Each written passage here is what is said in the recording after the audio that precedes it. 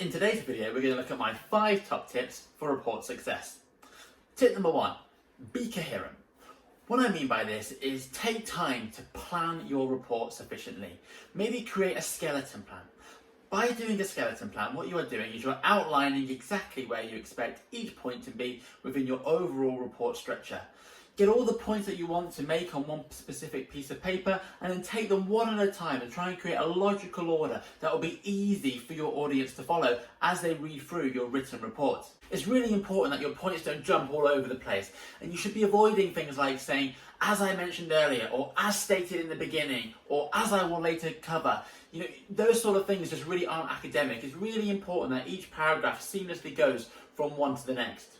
One of the least enjoyable things about opening an EPQ written report is discovering that a student has just presented you with a block of text, a whole A4 page, one after the other, of just text from the left to the right, across. Really, we don't want to see a wall of text. You should be able to master paragraphs by the stage of level 3 qualifications. What I would do is ensure that you have really good structured paragraphs, and each of your paragraphs should make one single point. If you find that your paragraph is making lots of different points, try splitting these up into small, manageable paragraphs, which will improve the readability of your final written report.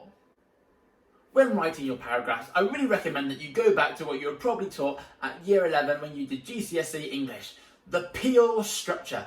Now, obviously, the standard of your writing should be higher than GCSE. You should be at level 3 when you're completing your extended project written report. But that pure structure that you've been taught at GCSE and you're probably reminded of in your talk content sessions for EPQ is really, really useful.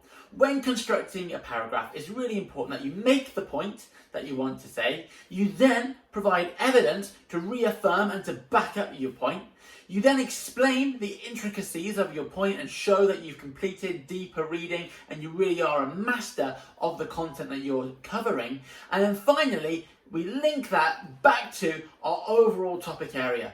Unfortunately, what many students do is they write paragraphs and then over time, their written report drifts away from their project title. What I would recommend is that regularly link back your paragraphs to the overall title or to the aims of your investigation, and that will ensure really good readability and that you create a fantastic written report. My 4th top tip for ensuring that you really complete your report to the best possible standard is to make sure that you don't just write a list. Unfortunately, some written reports really do feel like a list, which makes you lots and lots of points without actually showing AQA that they have the ability to synthesize, criticize and analyze data efficiently. When you make your point, explore it, expand upon it, and tell us everything there is about that point. Don't just simply write off a checklist of points to show that you've done wider reading. In reality, one of the key skills we're looking for when we're assessing AQA's EPQ is deeper reading and really comprehensive understanding.